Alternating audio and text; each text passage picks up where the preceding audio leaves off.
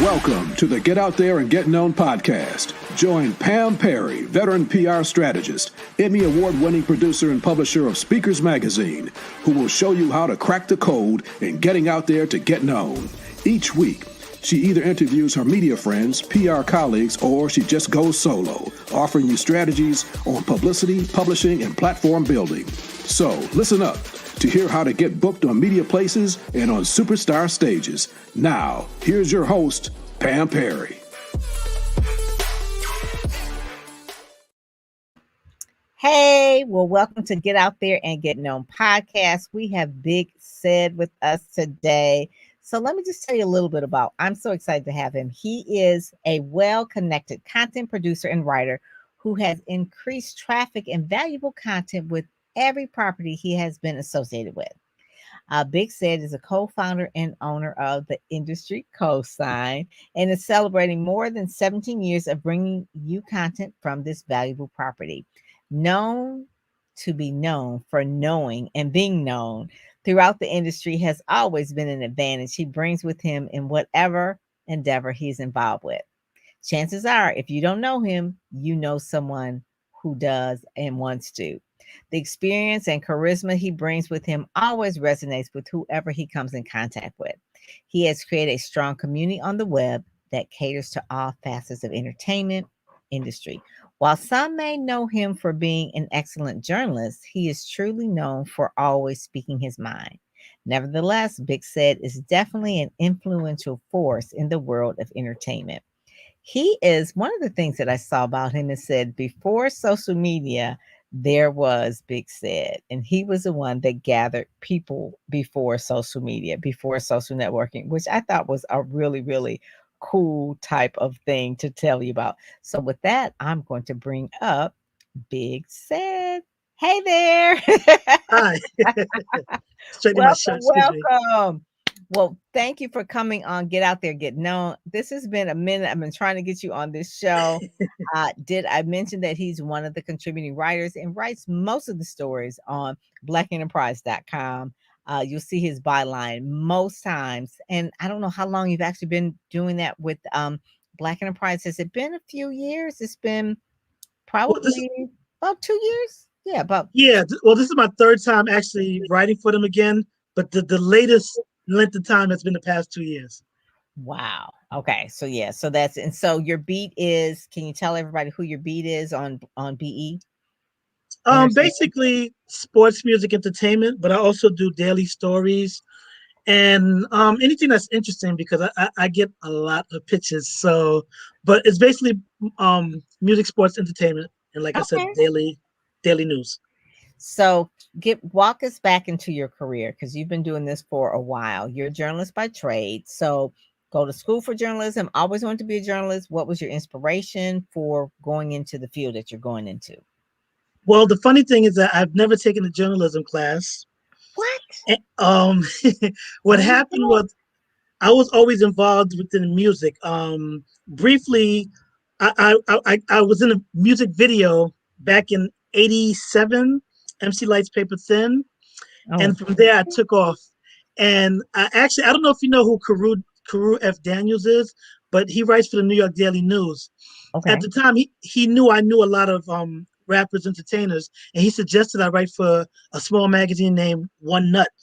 And One Nut, the very first article I wrote, the very first interview I had was with a rapper named the Notorious B.I.G. Oh my God. That was your very first interview? Very first interview. Ooh. And I've been writing ever since. So I've been lucky that I've been lucky to be in position to be able to speak to people. And a lot of them were my friends coming up because I did go to school with a couple of rappers. Well, people who became rappers. So that's where, so I guess I learned my writing skills while writing. So yes, yeah. And you're good at it. So thank you. But one of the things too, that has to be a gift because not only do you have to write good, but you have to write fast.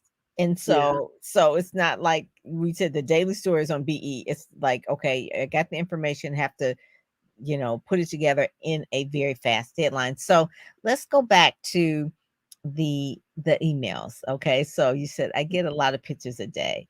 So give us just really quickly, like an average number of emails that you get, and then some good pitches and bad pitches. What are the ones you said, whatever catches your interest? So when I want people to know that in order to get Big Says interest, you've got to read what he has written in the past. So you'll know what he's interested in based on looking at either his website. I put that down here too, because his website shows his work and things like that. So you can go to the industrycosign.com and you can find out there, and then you pitch accordingly. So tell us about what's the average number of emails you get a day? I'm not exaggerating when I say this, but it's going to sound ridiculous. I probably get about, I'd say 400 or 500 emails a day. Oh my God. Yeah, because, I mean, I've been doing this for, well, the industry cosign will be 18 in March. Okay. So I've been doing it for so long, and in between those times, I've written for The Source, Billboard, Black Planet, Vibe. So contacts, of course, build up. And Mm-hmm. then most recently, when I went back to Black Enterprise, I don't know how it happened, but all of a sudden, my email address appeared on, like, I guess some type of list where every publicist in the world has access to. So I started receiving emails. Probably Cision. I don't know. Yeah, actually, yes. I don't know how it started, why it started, and I mean, I'm appreciative because, of course, the more information that I receive, the easier it is for me to do my work. But some days it gets so overwhelming where, um, like you said, the best way, I tell people, I always ask people to practice patience. Unless, of course, it's something that's timely, because, of course, if it's something for Christmas and it's November 30th, there might be an issue of getting it out there now as opposed to waiting 2 months. But Mm-hmm. for me, it's usually a matter of timing, because I try to glance so that way I can. Luckily for me, I have such a wide network where I don't have to go to my emails to get stories or to get pitches, because I have friends and I have a lot of publicists, managers, artists who contact me directly. Mm-hmm. So it kind of like, I have to weigh, like, I try to take time out of my day to do the email and search, because I do get some good pitches. Sadly, I'll get it 2 months later. Not I say I'll get it, but I'll see it 2 months later, where it's like, wow, I would have loved to do that. But as I stated, the only way that I wouldn't have it any other way is because that means that people are interested in either Black Enterprise, of course, the industry cosign, or just me because I'm writing it. So, and I know that in this industry, you can't take away the fact that people want to work with you in some capacity, even if you don't want that. But because there are people out there that's fishing and trying to find things, and luckily for me, that all I have to do is wake up and I have 200 emails asking me to, feature this artist or this product or what's going Mm-hmm. on with this. So that's the reason why I say I'm lucky, because people are definitely contacting me. Mm-hmm. Unlucky that there are too many of them. So, Yeah, but that's I have no 500 a complaints. day. You miss a day, you're behind 1,000. I mean, Yeah. And I have to apologize to people at times, saying I'm just now seeing your email, because sometimes I'll look through it. If I see names I recognize, I'll go to it, because usually if I work with them, I know that they may have good clients or good stories or whatever. So that'll Mhm. just eliminate me trying to find things. So I feel I talked bad, with but at the same time, I feel good. Yeah, well, I talked with a friend of yours that you probably worked with in the past. She worked with a lot of entertainment. It was Karen Taylor Bass. So I Hey, talked yes. with her. Yes, it's KTB. So she was the person that says, you ought to have Big Sid on the show. So shout out to Thank you, Karen Taylor Karen. Bass. Yeah, she used to work with Jill Scott for many, many years, Yeah, and a whole lot of other people, Mariah extensive. Yeah, Carey, exactly. a whole lot of people. So she is really enjoying life up there in that whole New York, New Jersey area, because she just Yeah. recently moved and all that kind of stuff. But one of the things too, you said dealing with publicists that, have good pitches. But what about people who don't go through a publicist? So say it's an author or a speaker, someone who's doing something unique and different. Maybe it's an event. I don't know. Maybe it's a speaker that decides they want to do a concert with it or whatever. So what's the best way to get your attention? I guess obviously if it's glancing at it and you got 500 emails, it is that subject line. So do you want a question in the subject line? Do you want like a direct, like this is what it is? You wanted to say, hey, Big said, read this. I mean, what gets your attention? Just like urgent, bill due, no, whatever. I, actually, I've never thought about that because I just try to get to each email, and of course, it's physically impossible. Yeah. But at the same time, if everyone tries to get my attention the same way, no one's going to get through because everyone's going to basically present the same thing. Ooh, So that's good advice right there. That is so good. Cause so listen, all the publicists out there get the training that you must do this. If you everybody's doing it the same way and you all are being trained to do it the same way, you're going to yeah. you're all going to the delete button because it's all deleted. Yeah, But yeah. I also give people advice when they ask. The best way to get my attention is just to get my attention. And what I mean is I'll have people contacting me telling me that they've been featured in all these other publications. I'm like, I don't care. If I'm not interested or I don't think my audience is interested, I'm not going to touch it. I don't care how many magazines you've been in. And sometimes I've said to them, then, well, you don't need me then. You've been in these magazines that have featured you and they have a bigger audience than me, so you don't need me. And I do understand that that's the way that a lot of publicists are trained or they learn how to pitch by basically, but I've probably covered more people that weren't in magazines. I can also say that I've covered, like when I worked at Impact Magazine, I covered Alicia Keys, India Ari, like certain artists before other trade magazines, not Wow. because the other trades covered them, but because I liked what they were Yeah, doing. So I yeah. always tell people that sometimes just send me because I don't want a long email that tells me this and the other. When some artists, when they hit me, I'll just say, send the music, send the video. I'll look Mhm, at it. If it's appealing, that gets me interested. If it's mhm. unappealing, you can write 700 words telling me how great you are and how your mother, father, and everybody in the world thinks that you're the best ever. But if it doesn't catch my attention, it's not going to matter. Right. And so So one of keep the it things short and simple. yeah, and you want to be like the person that writes about someone that gets discovered or you Yeah, get the scoop on someone else. I understand that my background as a journalist is kind of like, okay, well, you've done all that, then you don't need me because exactly. what will I say different that hasn't been said at this point? I mean, you came to me last, so I'd Yeah, rather exactly. you come to me first and then they follow me instead of me following someone else. Yeah, it's just kind of like, yeah, so that's one of the things. So the other thing I saw that we both were working at the Salvation Army. That's where I had spent 7 years as a PR director at the Salvation Army. Great training. I mean, I had to do all the newsletters. So basically, I was like running around like a journalist because I had to find the human interest stories for the newsletters, which were interesting because I had to go and find different clients that had success stories and talk to social workers. I mean, I was really running around Salvation Army, always finding stories every single month. So what was your role when you were working at the TSA? I was actually a service coordinator. Okay, Um, so you would be a person I would talk to because I was like, "What's going on in your department?" And they were yeah, like, "Huh? What?"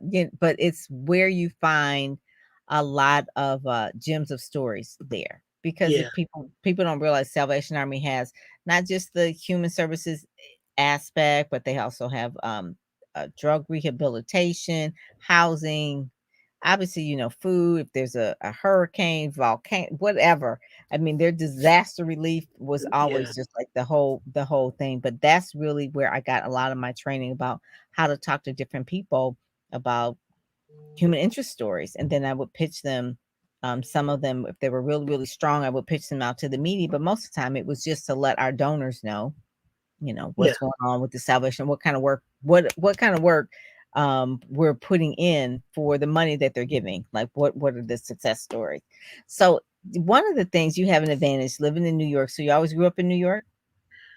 My whole life I've been in New York, the see New York City area. Sorry. see the number one media market, and then you said, oh, you've been in the music industry, MC Light, the Notorious B.I.G., I mean, all of this. So that right there, and I tell this even to Karen Taylor Bass, being in New York, it's like you're in the number one market. So yeah, you can meet all of the media, and that's where like the press tours and everything come to. So give us like some of the most exciting stories. Okay, you talked about Notorious B.I.G. That was your first one, but give us some of that because you're in New York. Everybody comes to New York. So give us some of like the most exciting interviews that you've done or the most interesting. I did Sonia Aileen about I did an interview her maybe about a couple of weeks ago. She used to be with Black Enterprise as well. And she said one of her favorite interviews was when she flew and actually met Oprah. I was like, oh my gosh. She said, yeah, they talked for about 4 hours. I'm like, 4 hours to Oprah? And that was the first time she was ever on the cover of BE. That was It's funny because timing is everything. Yesterday, well, as long as I've been writing, I've never done a cover story for any of the publications I've ever written for. And yesterday, it was my very first cover story, a digital cover story on Black Enterprise. oh my God. Who was it? Or can you say? No. It came out yesterday. Okay. Okay. Charlemagne the God. Oh yes, the Breakfast Club. Yes. Yeah, and what I mean, it was a great interview because one, I typically do Q&As because over the years I got sick of transcribing and like doing so much, and not that I did all the grunt works over the years, and I'm like, listen, I need a break when it comes to doing interviews. At one point in time, I stopped doing interviews because I was just sick of artists in general, because I don't like waiting on anyone. So, but with this particular one, I said, okay, you know what, I have to get out my little hole, and my approach was, let me approach this the way I used to approach it, literally like 10, 15 years ago. Mm-hmm. And we actually, he did a photo shoot, and coincidentally he was 20 minutes from where I lived. So Oh, I was like, I had no excuse to go and meet him, that and New I'm York glad thing. that I did. Mm-hmm. Yeah, we've talked socially, but he's not going to know who I am, like over the phone or anything like that. So I actually went and met him. We spoke, we vibed, and I'm glad we did, because I think he felt more comfortable seeing me in person and realizing that we're similar in ways. Because over the phone you don't know who you're talking to, what Mm-hmm. what they have done, anything like that. So it went real well. I think we was only supposed to be on the phone for 20 minutes. We ended up being on the phone for an hour and 10 minutes. Wow. And I Oh, had that's probably a good one. So that was your old school interview style, right? Yeah. Yeah. And the funny thing is, we had so much that it was a full length interview, and I have enough where I can probably do two more realistically. That's how long we talked. And the good thing from my understanding is, although he's in media, he doesn't get comfortable with people easily. So the Mm-hmm. fact that he got comfortable with me, and even at one point in time, he said he had to go pick up his daughter, but 40 minutes later, we're still talking. I kept asking him, "It's okay, it's okay." He's like, "Yeah." So I'm glad that he felt comfortable enough to open up to me, where I can write a story that can definitely capture part of who he is and what he's doing. And like I said, I could do another feature interview and still have more to talk about without repeating anything that I wrote about the other day. So that's definitely, like, coincidentally, that's the last interview I did, which is probably one of the most interesting interviews I've done, literally, in probably the last 10 years, because I've done so many interviews. But timing is everything. If we had this interview last week, we wouldn't be discussing this. I'd be telling you about another interview maybe from 10 years ago. But coincidentally, yesterday, I was told today, I got messages saying that he mentioned me on air on the Breakfast Club today. So I was happy about Okay. that, of course. And he put it on his social networks and things of that nature. So I was happy about that. So, and I'm Yeah. looking forward to that. It kind of renewed me. I'm like, you know what? I need to do more interviews where I feel, because before I was Mhm. like, I'm just doing it because it's part of the job and I've been doing it for years. I can do it. It's like walking. Okay, I'm going to walk down the street this way because I've been doing this for the past whatever years. Now I'm like, Mhm. okay, you know what? I think I'm going to actually start looking. I shouldn't say that because I'll get more emails Yeah, now. yeah, here we go, here we go. It's like, Yes, but I'll be really, getting I more know you pick emails the now. ones that you vibe with, the ones that you just feel led to just say, these are the ones that I really want to do. I want to share because I don't know him that well. I mean, I probably haven't read that much about him, but Yeah. now that I know that you spent some time with him, you pulled out probably the essence of who he is and everything on the cover story, for that. So that will be one that I'll go back and read because it's like it's more interesting. You He act, also said that, I'm sorry, he also said that this is his first cover interview. oh my He's God. never been on any covers, he told me. Wow. That is So amazing. I was shocked at that as well. So, Wow. you know, That is good. That is good. yeah, Have you ever interviewed he probably not in that. He's not in music though. Ed Gordon, because Ed Gordon is more like from a newsy kind of a background, politics. no, I've written stories about him over the years, but I've never spoke to him. Yeah, yeah, he's from Detroit here as well. So that's one of the things I was wondering because he was the one he did the book called Conversations in Black, I believe it is. Yeah, And so Charlamagne the God was in there, and just from Jesse Jackson to yeah, 50 Cent. I mean, it was just like some of everybody in that particular book. And that's like a real journalist because he had to talk to all those folks. And the book came out right when the pandemic was just beginning to, you know, get in full blown last year, March, like February, March yeah, last year. So they talk about a book timing, it's like, okay, your book tour is pretty much like, no, it's on a hold right now. It stopped, but it still went good. But yeah, yeah, so I just really thank you for just, being real open and honest about the amount of emails, what you're looking for. Because I know it's not easy.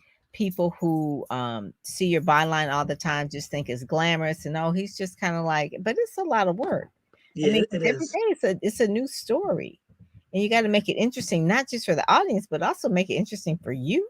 It's like at a certain point in time, it's like, it's almost like sometimes it's like I can't write another press release. I just can't. I just can't. I need a break. It's like, oh, I can't. And then it's like, oh, but that one's different. Okay, I like that one. Yeah, that one I could do. I like your story because a certain time when you've been doing it for, I'd say more than a decade or 15 years, close to 2 decades, you got to have things that really make it interesting. So Yeah. has social media made it more different? Do you do more things with social media now or well, obviously we do more things, but anything about social media that you love or hate in terms of that? Well, the social media aspect, the reason why I joined all the networks I joined was to promote. Well, I also was doing parties in New York at the time as well. So my main focus was to promote parties as well as promote what I was writing. And um, for me, it's a blessing, of course, a blessing and a curse because I feel like I need to use social media in order for people to know what I'm doing. So I utilize it on a daily basis, but it's also like a little time consuming. But I'm so used to it that, like I said, it's part of my process. I'll write the story, publish it, then I'll go to my little Hootsuite or whatever what I'm using to put it out to Twitter, LinkedIn, Instagram, whatever social medias I'm on, so that way people can, get the stories. And it's a good tool. Like I said, without it, I don't know what the impact would be because everyone uses it now. So it's definitely a good thing. But Right. at the same time, having more exposure gets more people to contact because I get a lot of direct messages from people on the social Oh, yeah. media Mhm. accounts. And like I said, that's not even including email. So I get it on social media as well. So it's So like you some get the days I'm like, DM on IG, DM on LinkedIn, DM on yeah, Twitter, DM on Facebook. I don't even check my Facebook DMs. It gets so many of them. It really is. It's like if you know me, you know my text, or you can send it an email because the Facebook just becomes too spammy. What I don't like about it, yeah, it becomes too spammy. People are just trying to sell these chat bots and all that kind of stuff. So anyway, that's yeah, why one of my favorites is like Twitter or LinkedIn. A lot of people aren't on those two platforms. So if I yeah. know someone is reaching me on Twitter or LinkedIn, then I pretty much kind of like, okay, You well, know, they're not just spamming me. it's Yeah. professional. Yeah, it's professional. It's Yeah. professional. So if just kind of wrapping this up, if there were one piece of advice that you can really give someone that is saying, hey, you're brand new, you're a speaker, author, you have something going on, it's not just a brand new book. What would you suggest they do in order to get your attention if you were going to write something, or even if you were going to refer them? It's like, hey, it's a good story, but not really my beat. You may want to send it to, but what will get your attention? What would get my attention is whatever art form it is. When I say art form, of course, it could be music, video, dancing, whatever, reading, writing, not reading, but writing. Whatever the art form is, just make sure that it's good enough. And as you stated before, it could be good, but my audience, I may feel my audience won't like it or won't care or it's not something that I know is good or bad. So I always Mhm. tell people that to definitely make sure that when they're pitching, to make sure that it's towards an audience that they feel that they can be a part of, as opposed to just pitching just because you know that this is what I do. I have this amount of audience, or that I work with Black enterprise. Because Yeah, sometimes that's not going to do anything for you, because I can take your story, I can write it, and 5 people might click on it because it doesn't vibe with them, and that's just a waste of resources, because you could have used that to go to, if you're doing art, you could have went to an art magazine where more people that would appreciate it would definitely go to. And that's basically it. Like I said, just make sure that you're pitching to the right person or people that the audience is vital to your growth as well. I If I love do that. music and you come to me with um Cookbook. concrete, yeah, or house building, it's not really going to do anything for you or me, because my audience is going to look at me like, what is this? I want to read about what Jay-Z's business is doing now. I don't care about Jay-Z's carpenter unless he's doing something in Jay-Z's house. I don't care what the carpenter is doing on his day to day. Right. So, That's and it. I think people just have to be more realistic as opposed to just looking to be published. That is it. And I call that ego marketing, said, because it's like what is it doing for your business? They really can't say. It's like, Yeah, oh, it's just for the ego. Okay, so we're talking ego marketing here. Just really like just a way to, you know, tell someone, hey, I was featured here, whatever, whatever. And it's good for like you said, 5 people click, but it's like it's just for ego, because you could go and actually be in the publication where your audience cares, where they don't care on this one because it doesn't have yeah, anything to do with them. So it's really about matching your message to the publication so that people yes, will know that this is a good match. It's like a marriage. You gotta, I always tell people, I said, circle around, kind of date the media, look and see what they're doing, go to, particular website, just see what they're doing and then pitch it. Don't yeah. just pitch it cold. It's like you're asking to be married. You don't even know what they do. So I was like, Oh, don't. I also say make it make sense, Yes. because you can be an artist. I worked for a business magazine. There's so many music magazines. If you're pitching yourself and you have a business and it correlates, or even if it doesn't correlate, if there's a business aspect to it, that makes sense. If Uh-huh. you're just doing it because you have a new single coming out, That's it's not gonna, advertising. yeah, it's not gonna do much. That's So advertising. I would simply yeah, say, go to the advertising department if that's what you want to do. If you want to yeah, promote the book, exactly. just buy an ad. Just do that. And it's like that's not a story. And then just tell people, I said, the only reason why you don't know it's a story, I said, because you don't read the publication. You got to read Exactly. the stories. I said, you will never read it, and it sounds like an ad. Okay, it's going to sound like a story. So I always say, if you want to be in the news, you got to read the news. Okay, so it sounds simple, but you'll be surprised of how many people don't read the news and even understand what it is that they do. So I'm a news junkie. I love all kind of magazines and stuff like that. That's why I have Speakers Magazine. I love magazines. So I read them. And so when I ask my clients, said, well, what are some of the medias you want to be featured in? Oh, People Magazine, National Geographic. They just start naming random magazines. I'm like, you have no idea, right? You have no idea about any media. And National Geographic, like you just start naming magazines. It's like, oh my God. I said, we have work to do.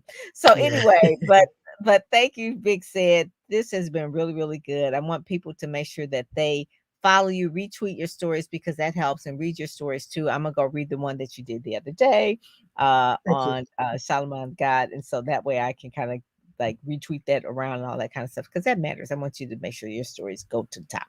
So with Thank you. that, thank you so much. Thank you so much for joining us. We are right on time. So I know that you're busy. So we are right at 29 and 12 minutes. So thank you so much for joining us, and I will talk to you soon.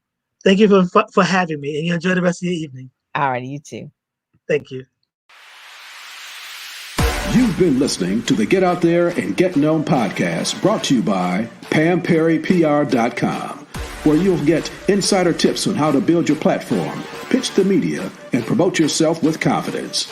Head over to PamPerryPR.com and get the exclusive video training on the 7 must-have marketing materials you need before you pitch in order to be considered in media places or superstar stages. PamPerryPR.com.